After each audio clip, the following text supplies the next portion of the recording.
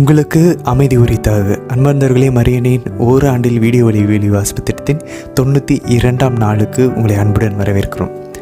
இன்றைக்கி நம்ம நீதி தலைவர்களில் 9ஆம் அதிகாரம், 10ஆம் அதிகாரம், 11ஆம் அதிகாரம் 3 அதிகாரங்கள் வாசிக்கப் போகிறோம். நம்ம நேற்று கடைசி எங்கே விட்டோம்? கிதியோன் எல்லாத்தையும் ஜெயிச்சு இஸ்ரேல் மக்களை திரும்பவும் ஆண்டவர் கிதியோன் வழியாக விடுவித்தார். அதுக்கப்புறம் அவருடைய குடும்பத்திற்கு அவர் செஞ்ச அந்த பணத்தின் மேலே, தங்கத்தின் மேலே இருந்த அவருடைய ஆசை கண்ணியாக விளங்கியது. ஏன்னா போரில் ஜெயிச்ச அந்த தங்கங்கள் எங்கே போகணும்? மோசேவின் சட்டப்படி அந்த தங்கங்கள், வெள்ளிகள் இது எல்லாமே கடவுளுடைய வீட்டுக்கு போகணும். மறந்துட்டார் கிதியோன். அது அவங்களுக்கே ஒரு கண்ணியாக அமைஞ்சது. அந்த எப்போது அப்படின்றது குருக்கள் அணியக்கூடிய ஆடை. ஸோ அவருக்குன்னு ஒரு ஆடையை அந்த மாதிரி தங்கத்தில் செஞ்சுக்கிட்டார். யார்? கிதியோன். அது பின்னாடி அவருடைய குடும்பத்துக்கே ஒரு மிகப்பெரிய, ஏன்னா மக்கள் அங்கே விபச்சாரம் செய்ய ஆரம்பிக்கிறாங்க. அந்த விபச்சாரத்தின் வழியாக பிறந்த ஒரு மகன் தான் நம்ம இன்றைக்கி பார்க்க போகிறோம், அபிமெலேக்கு. ஸோ அபிமெலேக்கு என்ன பண்ணுறாரு அப்படின்றத இன்றைக்கி நம்ம பார்க்கலாம். அவர் செஞ்ச தவறு, அவர் தண்ணியே போய் நம்ம சொன்னோம்ல, ஆன்டி ஜட்ஜ், அந்தி நீதி தலைவராக அவரே அரசனாக ஏற்படுத்தி கொள்வார். இந்த மக்களும் கடவுள்கிட்ட கேட்காம அவர் அரசனாக அமைப்பாங்க. பின்னாடி அவருக்கும் பிரச்சனை வரும், மக்களுக்கும் அந்த அரசனால் பிரச்சனை வரும். ஸோ இதெல்லாம் நீங்கள் நம்ம வாசிப்போம். அதுக்கப்புறம் 10ஆம் அதிகாரம், 11ஆம் அதிகாரத்தில் 3 நீதி தலைவர்களை பார்ப்போம். ஸோ இந்த அபிமெலேக்கு அந்தி நீதி தலைவர், எதிர் நீதி தலைவர்னு சொல்லலாம். ஸோ அங்கே 10ஆம் அதிகாரம், 11ஆம் அதிகாரத்தில் 3 நீதி தலைவர்களை பார்ப்போம். தோலா, யாயிர், இப்தா. ஸோ மொத்தம் நம்ம எத்தனை பார்த்துருக்கோம்? ஃபஸ்ட்டு ஒத்தனியல், அதுக்கப்புறம் ஏகூது, அதுக்கப்புறம் சம்கர், தெபோரா, 4 முடிச்சாச்சு. இன்றைக்கி தோலா, யாயிர், இப்தா. ஸோ மொத்தம் 7 நம்ம இன்றைக்கி முடிச்சிடும், 7 நீதி தலைவர்கள். கூடவே ரூத்து 4ஆம் அதிகாரம் வாசிப்போம், கடைசி அதிகாரம். ரூத்துக்கு நெருங்கின ஒருத்தர் இருக்கார். அவர்கிட்ட கேட்க போகிறாரு போவாஸு.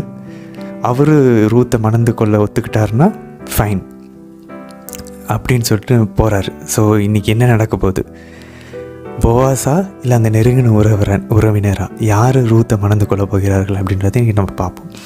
கூடவே இன்றைக்கி திருப்பாடல் 137. இது ஒரு வருத்தப்படக்கூடிய ஒரு திருப்பாடல். இஸ்ரேலினுடைய நிலையை நினச்சி வருத்தப்படக்கூடிய ஒரு திருப்பாடல். ஏன்னா அப்படி தான் மக்கள் நடந்துக்கிட்டு இருக்காங்க.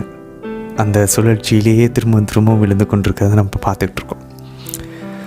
சரி, 3 கேள்விகள் இருக்குது. முதல் கேள்வி என்ன அப்படின்னாக்க, இன்றைக்கி நம்ம பார்க்குறோம் அபிமெலேக்கு ரொம்ப மோசமானவன்னு சொல்லி. இந்த அந்தி நீதி தலைவரை கொள்வதற்கு ஆண்டவர் மாதாவினுடைய ஒரு முன்னடையாளமாக, வேறு வழியில் நம்ம பார்த்தாகணும். நம்ம கண்ணுக்கு அப்படி தான் தெரிகிறாங்க. ஸோ அப்படிப்பட்ட ஒரு ஆள் அந்த அபிமெலேக்கை கொள்ளுவாங்க. மாதாவினுடைய இன்னொரு முன்னடையாளம்பாங்க. இது நம்ம கவனித்து தான் ஆகணும். அப்படிப்பட்ட ஒரு ஆள். நீங்கள் அதை கவனித்துக்கொண்டே வாசிக்க முயற்சி செய்யுங்க. இன்றைக்கி நீதி தலைவர்கள் 9ஆம் அதிகாரத்தில். சரி, அதே போல் இன்றைக்கி பாருங்கள், இன்றைக்கி திருப்பாடலில் நம்ம வாசிப்போம், மாதாவுக்கு பாடல்கள் பாடுறது. ஸோ மாதாவுக்கு பாடல்கள் பாடுறது அதுக்கு சரிதான் அப்படின்னு சொல்கிறதுக்கு நமக்கு ஒரு ஆதாரம் உண்டு. அது எங்கே அப்படின்றதையும் இன்றைக்கி திருப்பாடலில் கவனித்துக்கொண்டே வாசிக்க முயற்சிப்போம். மறந்துடக்கூடாது, சியோன், எருசலேம், இஸ்ரேல், சியோன் மகள், இது எல்லாமே மாதாவை குறிக்கும். மாதாவினுடைய முன்னாடியெல்லாம் மறந்துடக்கூடாது. சரி, 3வது கேள்வி, ரூத்தை கல்யாணம் பண்ணக்கூடிய அந்த ஒரு நெருங்கின உறவினர். நம்ம ஏற்கனவே பார்த்துட்டோம், ரூத் மாதாவையும் குறிக்கும், திருச்சபையும் குறிக்கும். போவாஸ் ஆண்டவர் இயேசுவையும் குறிக்கும், ஆவியானவர் தந்தையமறைவனையும் குறிக்கும்.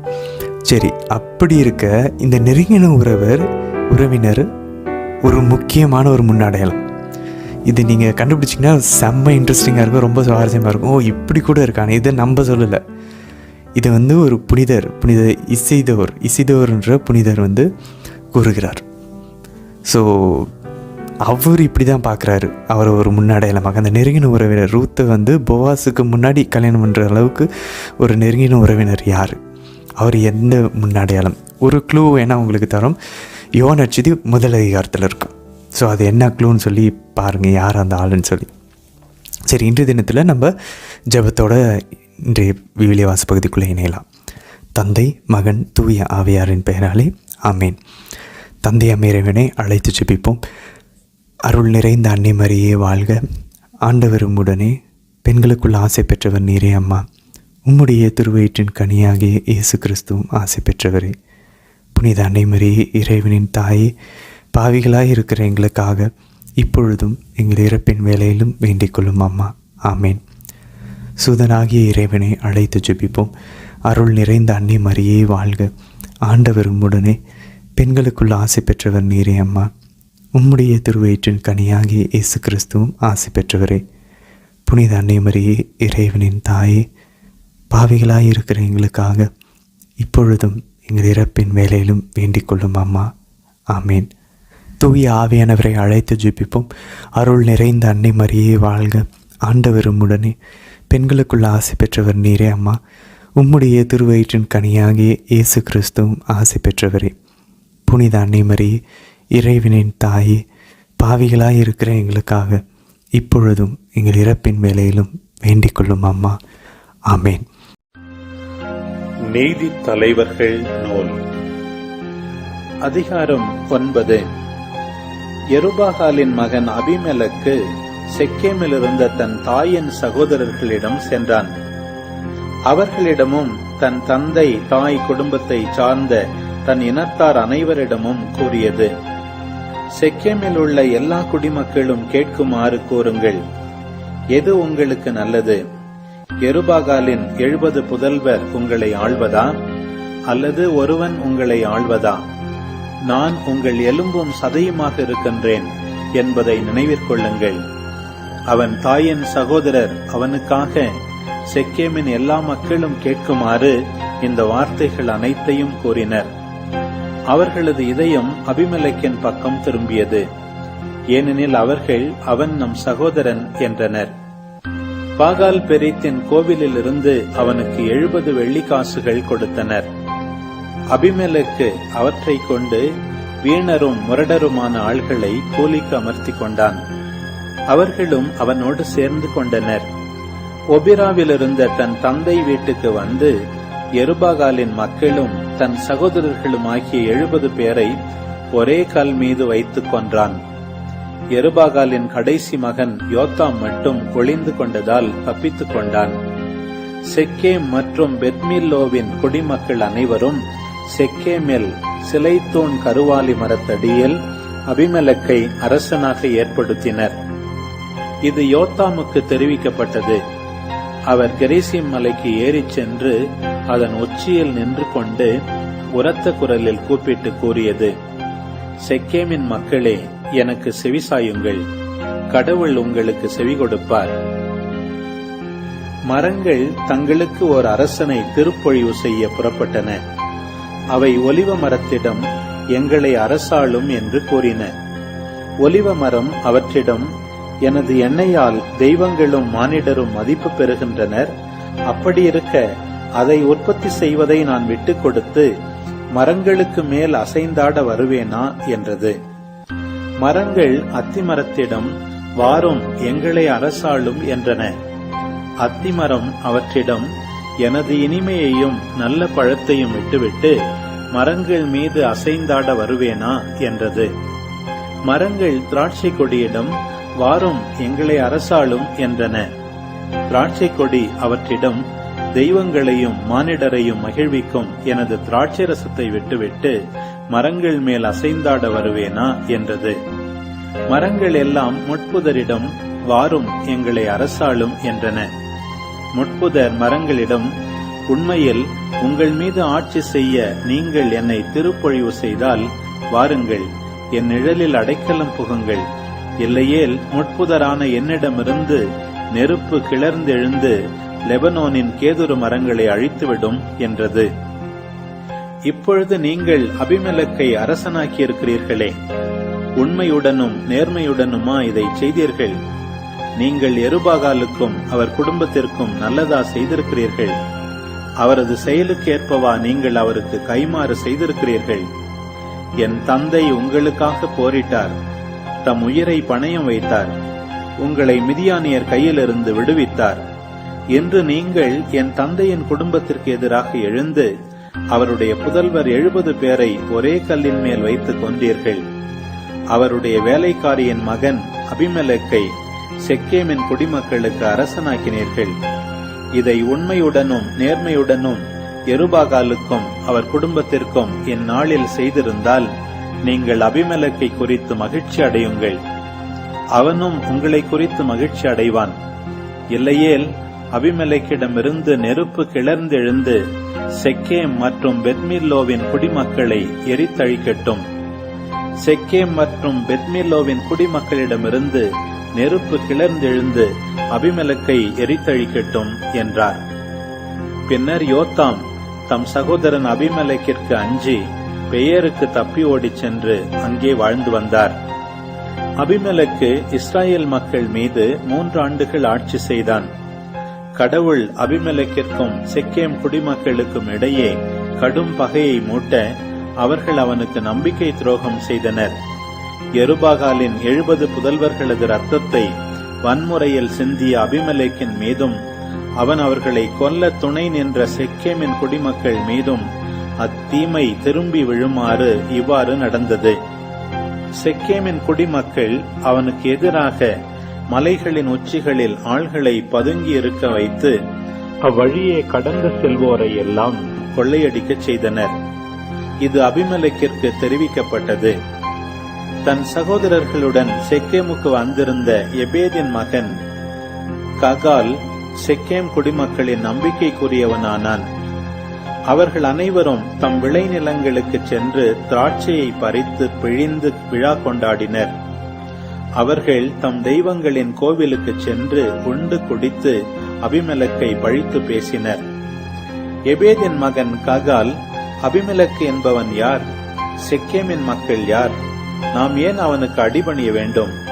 யெருபாகாலின் மகனும் செபூல் என்ற அவனுடைய அதிகாரியும் செக்கேமின் தந்தையாகிய ஆமோரின் ஆள்களுக்கு அடிபணிந்திருந்தார்களே. அப்படி இருக்க நாம் ஏன் அவனுக்கு அடிபணிய வேண்டும்? இம்மக்களை யார் என் கையில் ஒப்படைப்பர்? அப்பொழுது நான் அபிமெலேக்கை ஒழித்து விடுவேன். நான் அபிமெலேக்கிடம், உன் படையை திரட்டிக் கொண்டு புறப்பட்டு வா என்று கூறுவேன் என்றான். நகரின் அதிகாரி செபூல் எபேதின் மகன் ககாலின் வார்த்தைகளை கேட்டு சினமுற்றான். அவன் அபிமெலேக்கிற்கு மறைவாக தூதுரை அனுப்பி தெரிவித்தது, இதோ எபேதின் மகன் ககாலும் அவன் சகோதரர்களும் செக்கேமுக்கு வந்துள்ளனர். அவர்கள் உனக்கு எதிராக நகரை தூண்டிவிடுகின்றனர். இப்பொழுது இரவோடு இரவாக எழுந்து நீயும் உன்னோடு உள்ள மக்களும் விளைநிலங்களில் பதுங்கியிருங்கள். காலையில் கதிரவன் உதிக்கும் பொழுது நீ புறப்பட்டு நகருக்குள் பாய்ந்து செல். அவனும் அவனோடு இருக்கும் மக்களும் உன்னை நோக்கி வெளியே வருவார்கள். உனக்கு தோன்றுவது போல் அவனுக்கு செய். அபிமெலேக்கும் அவனோடு இருந்த மக்களும் இரவில் எழுந்து 4 பிரிவுகளாக செக்கேமுக்கு அருகில் பதுங்கியிருந்தனர். எபேதின் மகன் ககால் வெளியே சென்று நகரின் நுழைவாயிலில் நின்று கொண்டிருந்தான். அபிமெலேக்கும் அவனுடன் இருந்த மக்களும் பதுங்கியிருந்த இடத்திலிருந்து எழுந்தனர். ககால் அவர்களை பார்த்து செபூலிடம், இதோ மக்கள் மலைகளின் உச்சிகளிலிருந்து இறங்குகின்றனர் என்றான். அதற்கு செபூல், மலைகளின் நிழலை நீ மனிதர்களாக காண்கிறாய் என்றான். ககால் மீண்டும் இவ்வாறு கூறினான், இதோ மக்கள் நாட்டின் மிக உயர்ந்த பகுதியிலிருந்து வருகின்றார்கள். ஒரு பிரிவு குறி சொல்வோர் கருவாலி மரப்பாதையிலிருந்து வருகின்றது. செபூல் அவனிடம், அபிமெலேக்கு என்பவன் யார்? நாம் ஏன் அவனுக்கு அடிபணிய வேண்டும் என்று கூறிய உன் வாய் எங்கே? இம்மக்களை அன்றோ நீ இழித்துரைத்தாய்? இப்பொழுது புறப்பட்டு சென்று அவனோடு போரிடு என்றான். ககால் செக்கேம் மக்களின் முன்னே சென்று அபிமெலேக்குடன் போரிட்டான். அபிமெலேக்கு அவனை துரத்த அவனிடமிருந்து தப்பி ஓடினான்.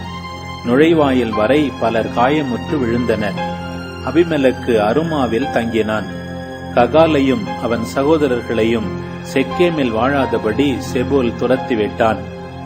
மறுநாள் வெளியே விளைநிலத்திற்கு மக்கள் செல்லவிருந்தது அபிமெலேக்கிற்கு அறிவிக்கப்பட்டது.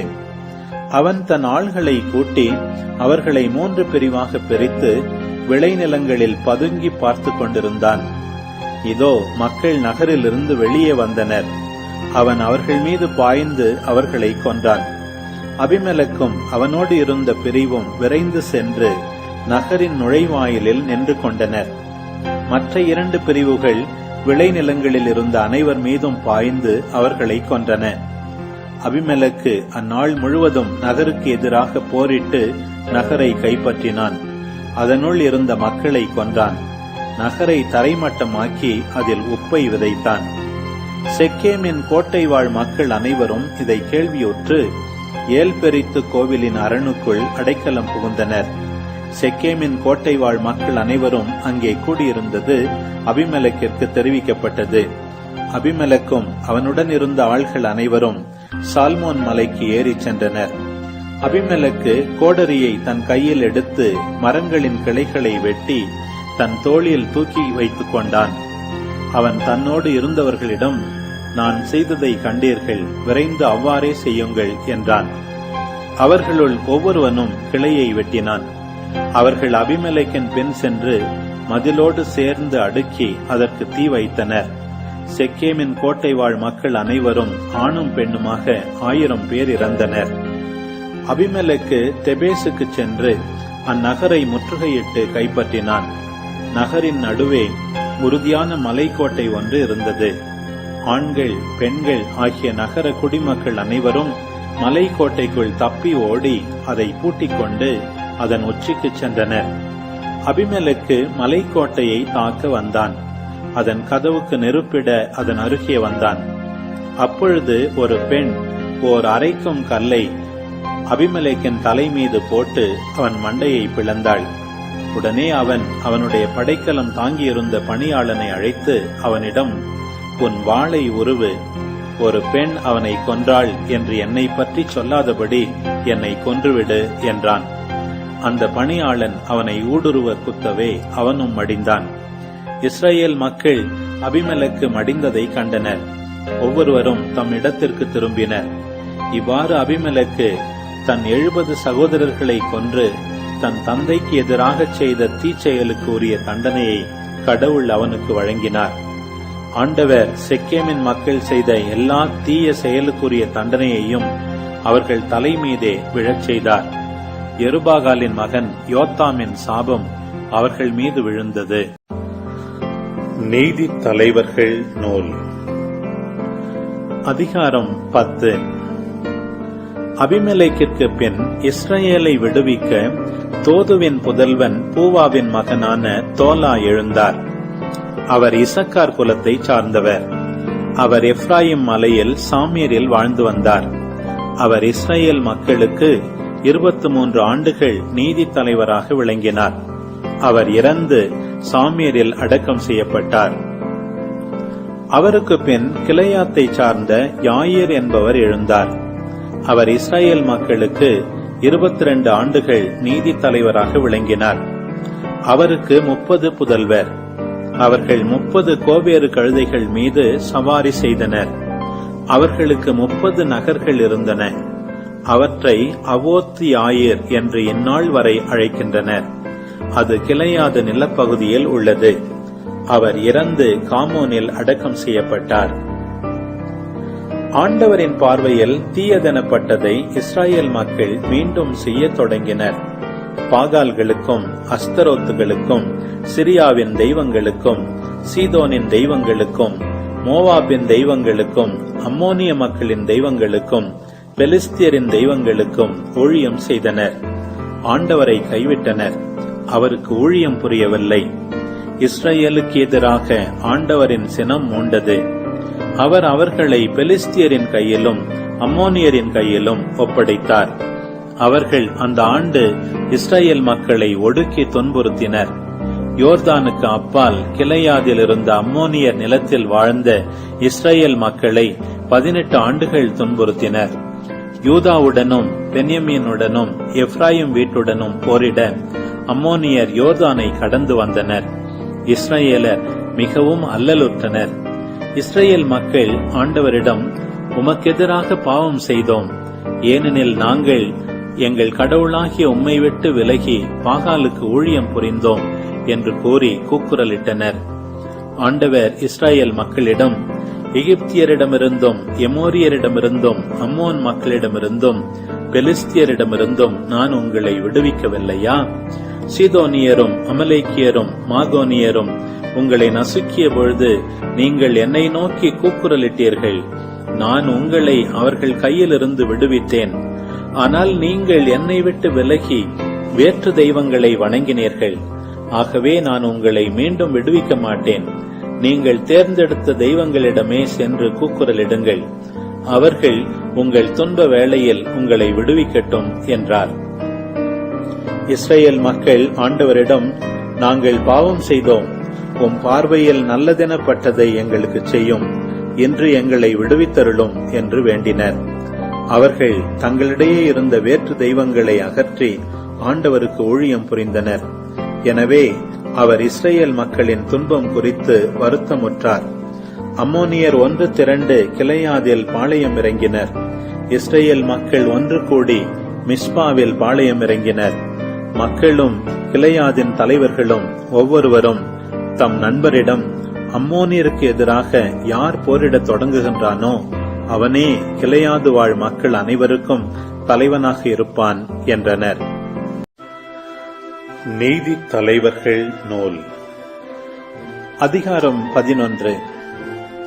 கிளையாதை சார்ந்த யெப்தா வலிமை மிக்க போர் வீரர். அவர் ஒரு விலைமாதின் மகன். யெப்தா கிளையாதுக்கு பிறந்தவர். கிளையாதின் மனைவியும் அவருக்கு புதல்வரை பெற்றெடுத்தாள். அம்மனைவியின் புதல்வர் பெரியவர்களானதும் யெப்தாவை துரத்திவிட்டனர். அவர்கள் அவரிடம், எங்கள் தந்தையின் வீட்டில் உனக்கு பங்கு இல்லை, ஏனெனில் நீ வேறொரு பெண்ணின் மகன் என்று கூறினர். யெப்தா தம் சகோதரர்களிடமிருந்து தப்பி ஓடி தோபு நாட்டில் வாழ்ந்து வந்தார். வீணர்கள் யெப்தாவுடன் சேர்ந்து கொண்டு அவருடன் திரிந்தனர். அம்மோனியர் இஸ்ரேலருடன் போர் தொடுத்த பொழுது கிளையாதின் பெரியோர்கள் யெப்தாவை தோபிலிருந்து கூட்டி வரச் சென்றனர். அவர்கள் யெப்தாவிடம், நீர் வந்து எங்களுக்கு தலைவராக இரும், அம்மோனியருக்கு எதிராக நாம் போரிடுவோம் என்றனர். யெப்தா கிளையாதின் பெரியோர்களிடம், நீங்கள் என்னை வெறுக்கவில்லையா? என் தந்தையின் வீட்டிலிருந்து என்னை வெளியே துரத்தவில்லையா? நீங்கள் துன்புறும் இந்நேரத்தில் மட்டும் ஏன் என்னிடம் வருகின்றீர்கள் என்று கேட்டார். கிளையாதின் பெரியோர்கள் யெப்தாவிடம், அதனால்தான் நாங்கள் உம்மை அழைத்துச் செல்ல வந்துள்ளோம். எங்களுடன் வந்து அம்மோனியருடன் போரிடும். நீர் எங்களுக்கும் கிளையாதில் வாழும் அனைவருக்கும் தலைவராக இருப்பீர் என்றனர். யெப்தா கிளையாதின் பெரியோர்களிடம், நீங்கள் அம்மோனியருடன் போரிடுவதற்காக என்னை அழைத்துச் செல்ல வந்திருக்கின்றீர்கள். ஆண்டவர் அவர்களை என்னிடம் ஒப்புவித்தால் நான் உறுதியாக உங்கள் தலைவனாக இருப்பேன் என்றார். கிளையாதின் பெரியோர்கள் யெப்தாவிடம், நீர் கூறியபடி நாங்கள் செய்வது உறுதி, ஆண்டவரே நமக்கிடையே சாட்சியாக இருப்பார் என்றனர். யெப்தா கிளையாதின் பெரியோர்களுடன் புறப்பட்டு சென்றார். மக்கள் அவரை தங்கள் தலைவராகவும் போர் தளபதியாகவும் ஏற்றுக்கொண்டனர். யெப்தா மிஸ்பாவில் ஆண்டவர் திருமுன் தம் காரியங்கள் அனைத்தையும் பற்றி கூறினார். யெப்தா அம்மோனிய மன்னரிடம் தூதரை அனுப்பி, எனக்கும் உமக்கும் இடையே என்ன வழக்கு? நீர் ஏன் எனக்கு எதிராக வந்து என் நிலத்தில் போரிடுகின்றீர் என்று கேட்டார். அம்மோனியரின் மன்னன் யெப்தாவின் தூதரிடம், இஸ்ரேல் மக்கள் எகிப்திலிருந்து வெளியே வருகையில் அர்னோனிலிருந்து யாபோக்கு வரை யோர்தான் வரையிலும் என் நிலத்தை பறித்து கொண்டனர். இப்பொழுது அவற்றை சமாதானமாக திருப்பிக் கொடும் என்றான். யெப்தா தூதரை மீண்டும் அம்மோனிய மன்னனிடம் அனுப்பி அறிவித்தது. யெப்தா கூறுவது இதுவே, இஸ்ரேலர் மோவாபியரின் நிலத்தையோ அம்மோனியரின் நிலத்தையோ பறித்து கொள்ளவில்லை. ஏனெனில் அவர்கள் எகிப்திலிருந்து வெளியேறி வருகையில் இஸ்ரேலர் பாலை நிலத்தில் நடந்து செங்கடலுக்கும் பின்னர் காதேசுக்கும் வந்தனர். இஸ்ரேலர் ஏதோமின் மன்னனுக்கு, நாங்கள் உம் நாட்டை கடக்க அனுமதி அளியும் என்று தூதரிடம் சொல்லி அனுப்பினர். ஏதோமின் மன்னன் அதை கேட்கவில்லை. மோவாபு மன்னனிடமும் அனுப்பினர், அவனும் இசையவில்லை. எனவே இஸ்ரேலர் காதேசில் தங்கினர். பின்னர் அவர்கள் பாலை நிலத்தில் ஏதோம் நாட்டையும் மோவாபு நாட்டையும் சுற்றி சென்று மோவாபின் கிழக்கு பகுதிக்கு வந்தனர். அங்கு மோவாபின் எல்லையான அர்னோனின் அக்கரை பகுதியில் தங்கினர். மோவாபின் எல்லைக்குள் கால் வைக்கவே இல்லை. இஸ்ரவேலர் எஸ்போனில் ஆட்சி செய்த எமோரிய மன்னன் சீகோனிடம் தூதரை அனுப்பினர். இஸ்ரவேலர் அவனிடம், உம் நாட்டை கடந்து எம் இடத்தை அடைய அனுமதி தாரும் என்று வேண்டினர். ஆனால் சீகோன் இஸ்ரவேலரை நம்பாததால் அவர்களை தன் எல்லைக்குள் விடாது தன் மக்கள் அனைவரையும் ஒன்று திரட்டி யாகசீவில் பாளையம் இறங்கி இஸ்ரவேல் மக்களுடன் போர் புரிந்தான். இஸ்ரவேலின் கடவுளாகிய ஆண்டவர் சீகோனையும் அவன் மக்கள் அனைவரையும் இஸ்ரவேலரின் கையில் ஒப்புவித்தார். இஸ்ரவேலர் எமோரியரை வென்று அவர்கள் வாழ்ந்த அந்த நாட்டை உரிமையாக்கிக் கொண்டனர். அர்னோனிலிருந்து யாபோக்கு வரை, பாலை நிலத்திலிருந்து யோர்தான் வரை இருந்த எமோரியரின் நாடு முழுவதையும் இஸ்ரவேலர் உரிமையாக்கிக் கொண்டனர். இப்பொழுது இஸ்ரவேலரின் கடவுளாகிய ஆண்டவர் எமோரியரை தம் மக்கள் இஸ்ரவேலின் முன்னிலையிலிருந்து துரத்தி இருக்க அந்த நாட்டை உரிமையாக்கிக் கொள்வது எப்படி? உம் கடவுளாகிய கேமோசு உமக்கு உடமையாக கொடுப்பதை நீர் உரிமையாக்கிக் கொள்ள மாட்டீரா? அவ்வாறே எங்கள் கடவுளாகிய ஆண்டவர் எங்களுக்கு உடமையாக கொடுத்ததை நாங்கள் உரிமையாக்கிக் கொள்ளாது இருப்போமா? நீர் மோவாபின் மன்னன் சிப்போரின் மகன் பாலாக்கை விட சிறந்தவரா? அவன் இஸ்ரவேலருடன் எப்போதாவது வழக்காடினானா அல்லது அவர்களோடு போரிட்டானா? இஸ்ரவேலர் எஸ்போனிலும் அதன் சிற்றூர்களிலும், அரோயேரிலும் அதன் சிற்றூர்களிலும், அர்னோனின் கரைகளில் இருந்த எல்லா நகர்களிலும் 300 ஆண்டுகள் வாழ்ந்திருக்க இவ்வளவு காலமாய் நீர் ஏன் அவற்றை திரும்ப எடுத்துக்கொள்ளவில்லை? நான் உமக்கு தீங்கிழைக்கவில்லை, ஆனால் நீர் எனக்கு எதிராக போர் தொடுத்து தீமை விளைவிக்கின்றீர். நீதி வழங்கும் ஆண்டவர் இஸ்ரவேல் மக்களுக்கும் அம்மோனிய மக்களுக்கும் இடையே இன்று நீதி வழங்கட்டும். அம்மோனியரின் மன்னன் தனக்கு இப்தா சொல்லி அனுப்பிய வார்த்தைகளை ஏற்கவில்லை. ஆண்டவரின் ஆவி இப்தாவுக்கு அருளப்பட்டது. அவர் கிளையாதையும் மனாசேயையும் கடந்து கிளையாதில் இருந்த மிஸ்பாவை கடந்து அங்கிருந்த அம்மோனியரை நெருங்கினார். இப்தா ஆண்டவருக்கு ஒரு நேர்ச்சை செய்தார். நீர் அம்மோனிய மக்களை என் கையில் ஒப்புவித்தால் அவர்களிடமிருந்து நான் வெற்றியோடு திரும்பும் பொழுது யார் என்னை சந்திக்க என் வீட்டு வாயிலிருந்து புறப்பட்டு வருகின்றாரோ அவர் ஆண்டவருக்கு உரியவர். அவரை கொண்டு வந்து எரிபலி ஆக்குவேன். இப்தா அம்மோனியருடன் போரிடச் சென்றார். ஆண்டவர் அவர்களை அவர் கையில் ஒப்புவித்தார். இப்தா அரோயேரிலிருந்து மின்னித்து அருகாமை வரை 20 நகர்களையும் ஆபெல் கெராமின் வரை இருந்த பகுதிகளையும் அழித்தார். இஸ்ரவேல் முன்னிலையில் அம்மோனியர் அடக்கப்பட்டனர். இப்தா மிஸ்பாவிலிருந்து தம் வீடு திரும்பினார். இதோ அவர் மகள் மேளதாளத்துடன் நடனமாடிக்கொண்டு அவரை சந்திக்க புறப்பட்டு வந்தாள். அவள் அவருடைய ஒரே மகள்.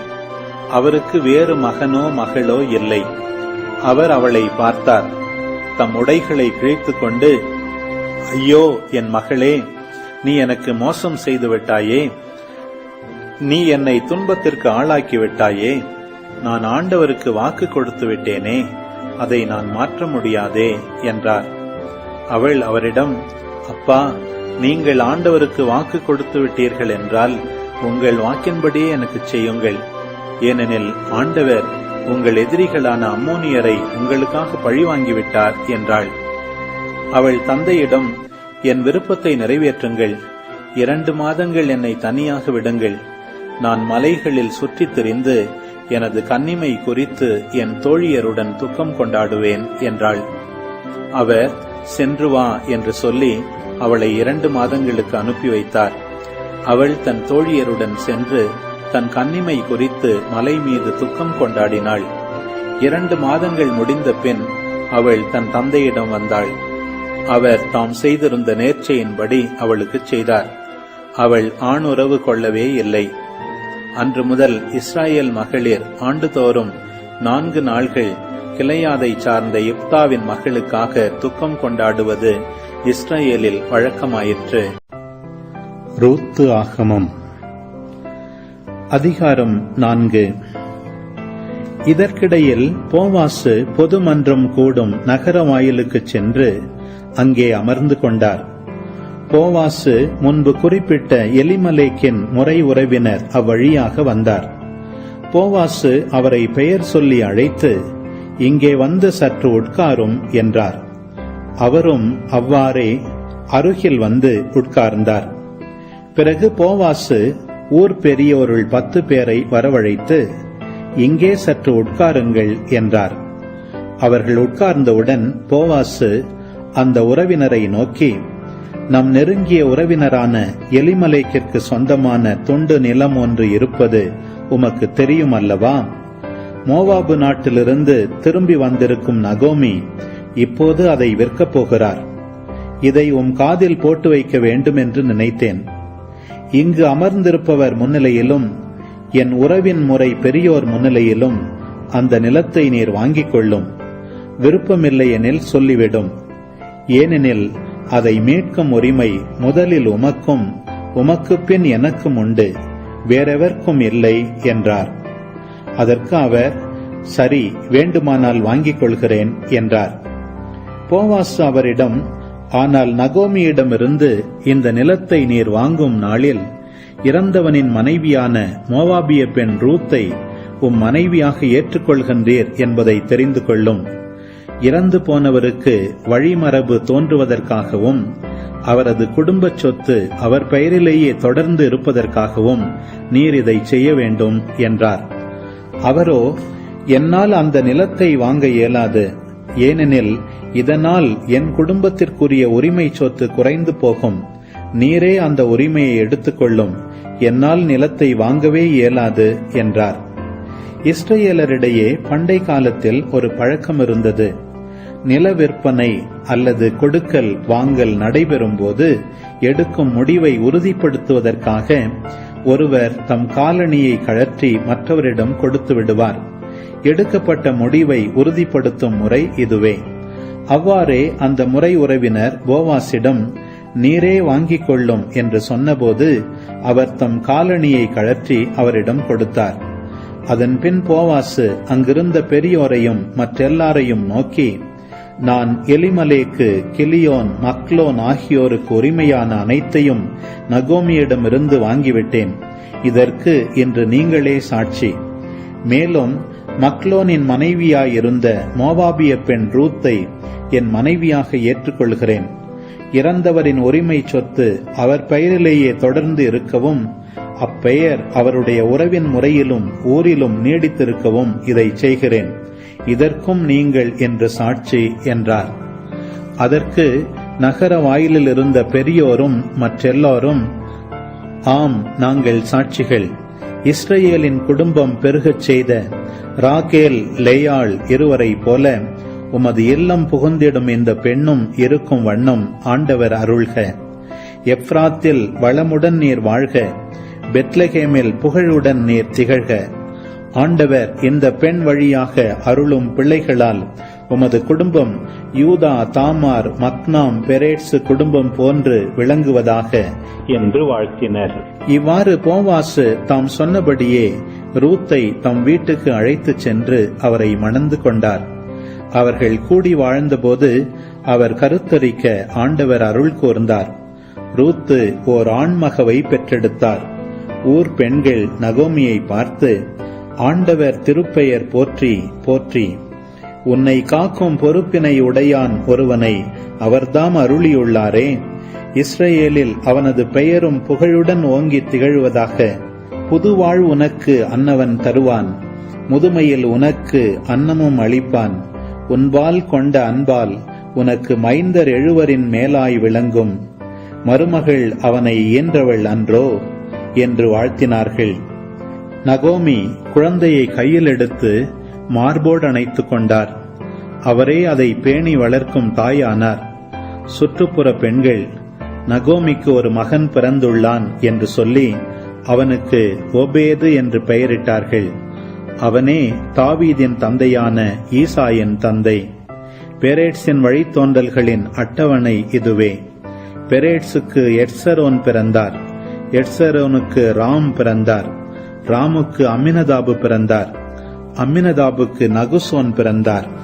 நகுசோனுக்கு சல்மோன் பிறந்தார். சல்மோனுக்கு போவாசு பிறந்தார்.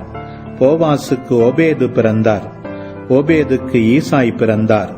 ஈசாய்க்கு தாவீது பிறந்தார். திருப்பாடல் 137. பாபிலோனின் ஆறுகள் அருகே அமர்ந்து நாங்கள் சீயோனை நினைத்து அழுதோம். அங்கிருந்த அலரிச் செடிகள் மீது எங்கள் யாழ்களை மாட்டி வைத்தோம். ஏனெனில் அங்கு எங்களை சிறையாக்கினோர் எங்களை பாடும்படி கேட்டனர். எங்களை கடத்திச் சென்றோர் எங்களை மகிழ்ச்சி இசைக்குமாறு கேட்டனர். சீயோனின் பாடல்களை எங்களுக்கு பாடி காட்டுங்கள் என்றனர். ஆண்டவருக்கு உரித்தாக்கும் பாடலை அந்நிய நாட்டில் எஞ்ஞானம் பாடுவோம். எருசலேமே, நான் உன்னை மறந்தால் என் வலக்கை சோம்பி போவதாக. உன்னை நான் நினையாவிடில் எனது மகிழ்ச்சியின் மகுடமாக நான் எருசலேமை கருதாவிடில் என் நா மேல்வாயோடு ஒட்டிக்கொள்வதாக. ஆண்டவரே, ஏதோமின் புதல்வருக்கு எதிராக எருசலேம் வீழ்ந்த நாளை நினைத்து கொள்ளும். அதை இடியுங்கள், அடியோடு இடித்து தள்ளுங்கள் என்று அவர்கள் எவ்வாறெல்லாம் சொன்னார்கள்.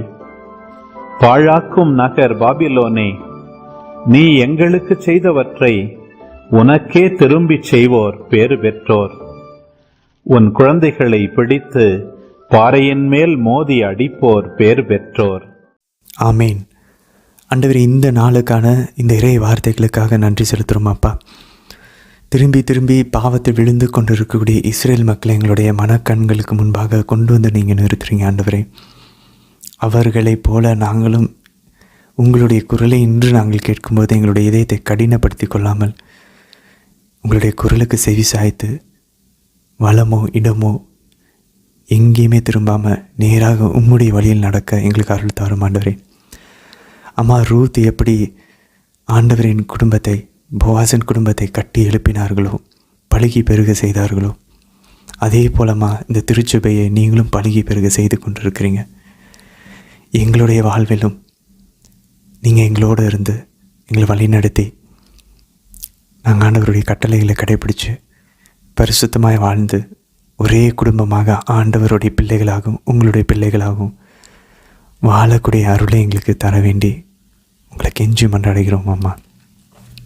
தந்தை, மகன், தூய ஆவியாரின் பெயராலே ஆமேன். அன்பார்ந்தவர்களே, இன்றைய தினத்திற்கான 3 கேள்விகளுக்கான பதிலை பார்ப்போம். முதல் கேள்வி, அபிமெலேக்கு அந்த மோசமான இந்த அந்தி நீதி தலைவன் நம்ம பார்த்தோம், எல்லாரையும் கொன்று குவித்து கொண்டிருக்கும்போது அதில் அவர் இறந்ததை பார்த்திங்கன்னா, நீங்கள் கவனித்து பார்த்திங்கன்னா நீதி தலைவர்கள் 9ஆம் அதிகாரம் 53ஆம் வசனத்தில் பாருங்கள். அந்த அவர் கடைசியாக மக்களெல்லாம் ஓடி போய் ஒரு கோட்டைக்குள்ளே அவங்க ஒளிஞ்சிக்கிறாங்க. அந்த கோட்டையில் இவர் அதை இடித்து அதை தகர்க்க முயற்சி செஞ்சிட்ருக்காரு.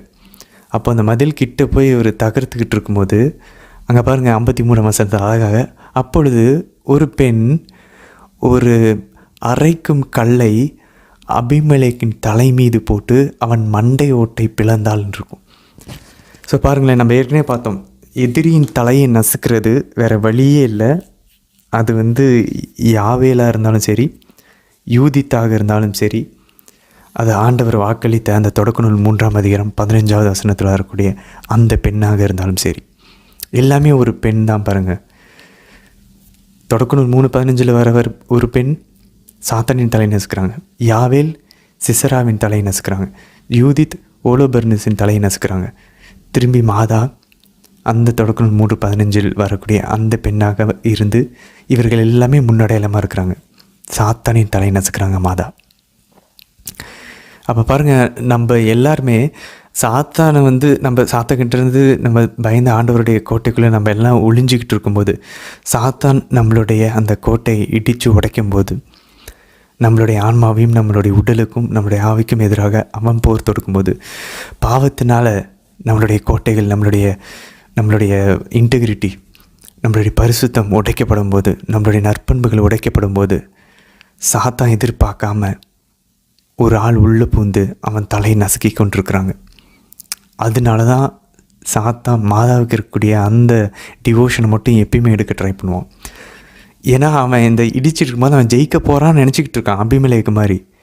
ஆனால் கடைசியாக என்ன தெரியுமா, இது திடீர்னு ஒரு பெண் எங்கேயோ உள்ளேருந்து வராங்க, அவன் தலையில் அந்த அரைக்கும் கல்லை போட்டு அந்த கூடாரத்தின் முளையை உள்ளே விட்டு அந்த கத்தியினால் அவன் தலையை ஓலபரிசின் தலையை வெட்டினது போல் யாரோ ஒரு பெண்ணு உள்ளே பூந்து அவனுடைய எல்லா தந்திரங்களையும் நம்மளை பாவத்தில் வச்சுட்டு நம்மளோட பிரச்சனைகள் கடவுள்லேருந்து நம்மளை பிரிச்செல்லாம் நினச்சிட்டு இருக்கும்போது ஒருத்தவங்க உள்ளே பூந்து அவன் தலையில் கல்லை போட்டு நசுக்கிறாங்க. அந்த அம்மா இவங்க தான் அவனுக்கு தெரியும். அதனால தான் மாதா கிட்ட வேண்டாம், நம்ம மாதாவை தவிர நீ என்ன வேணால் பண்ணிக்கோ, ஜெபமாலை மட்டும் வேண்டாம். ஏன்னா ஜெபமாலைக்குள்ளே வரும்போது நம்ம அந்த கோட்டைக்குள்ளே உள்ளே போகிற மாதிரி, ஒவ்வொரு ஜெபமாலைக்குள்ளே நம்ம போயிட்டுருக்கும்போதும் நம்ம மாதாவோடு அந்த கோட்டையில் இருக்கிற மாதிரி.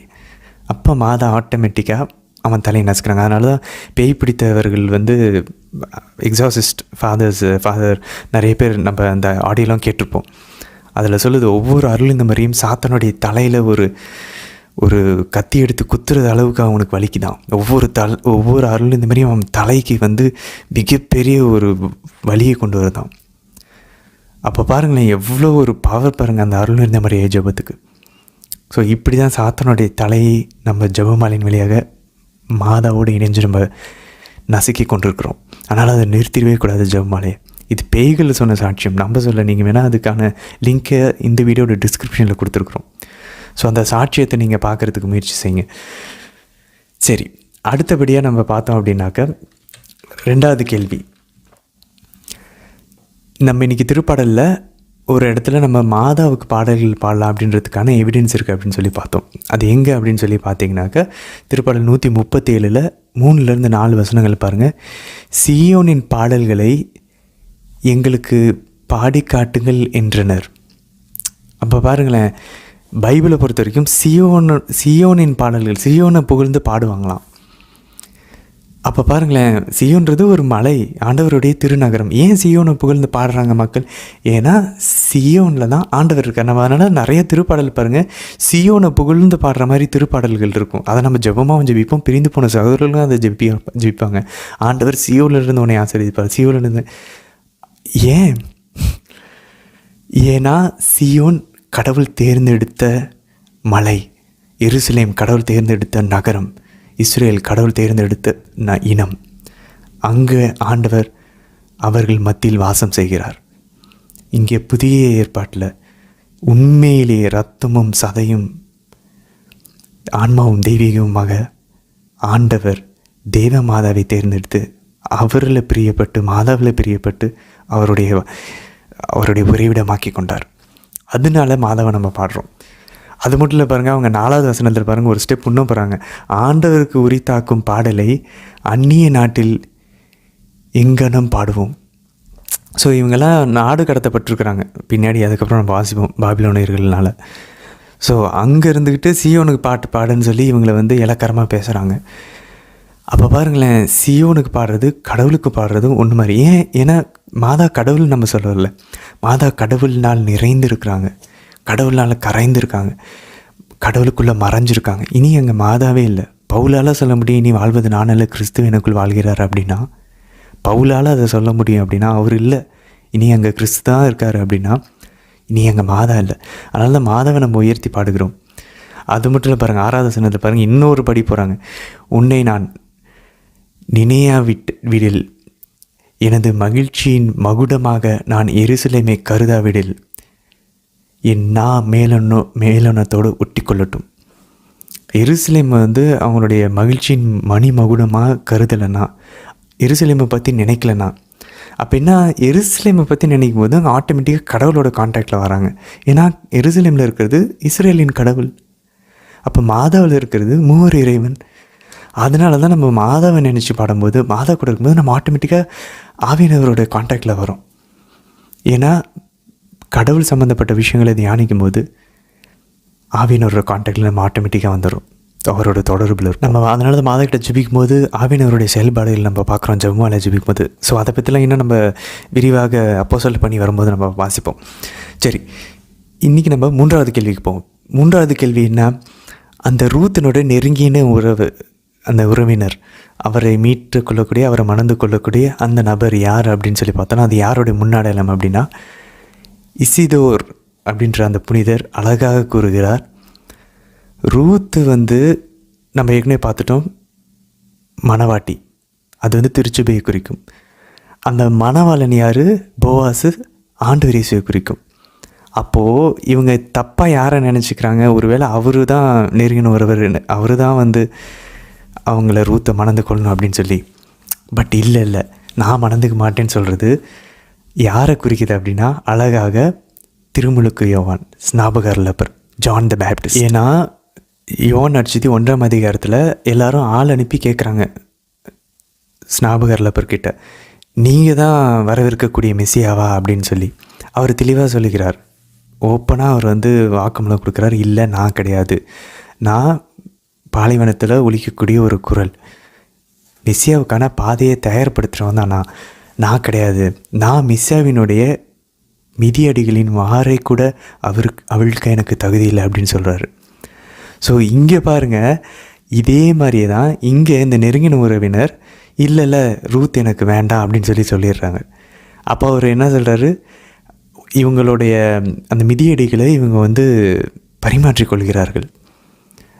இதே தான் புனித திருமுழுக்கு யோவானும் அழகாக கூறுகிறார். யோவான் நற்செய்தி 1ஆம் அதிகாரம் 27 வசனத்தில், மெசியாவினுடைய மிதியடிகளின் வாரை கூட அவருக்கு எனக்கு தகுதி இல்லை, நான் எங்கே மாற்றிக்கிறது. ஸோ தெளிவாக வந்து இந்த புனித இசிதோர் வந்து இதை குறித்து காட்டுறாரு. அதனால் அந்த நெருங்கின உறவினர் திருமுழுக்கு யோவான், ஸ்நாபகர் லெப்பர், ஜான் த பேப்டிஸ்ட் அப்படின்னு சொல்கிறாரு. சரி, இந்திய தினத்திற்கான விளக்க உரைக்குள்ளே போகலாம் பாருங்கள். இன்றைக்கி நீதித்தலைவர் 9ஆம் அதிகாரம் 23ஆம் வசனத்தை பாருங்கள். தவறு செஞ்சிட்ருக்க அபிமெலேக்கு தவறுக்கு உடந்தையாக இருந்து முட்டாள்தனமாக நடந்து கொண்டிருந்த அந்த செக்கேமின் மக்கள், இவங்க 2 பேருக்கும் நடுவில் பாருங்கள், நம்ம வாசிக்கிறோம் 23ஆம் வசனத்தில், கடவுள் அபிமெலேக்குக்கும் செக்கேம் குடிமக்களுக்கும் இடையே கடும் பகையை மூட்ட அவர்கள் அவனுக்கு நம்பிக்கை துரோகம் செய்தனர்.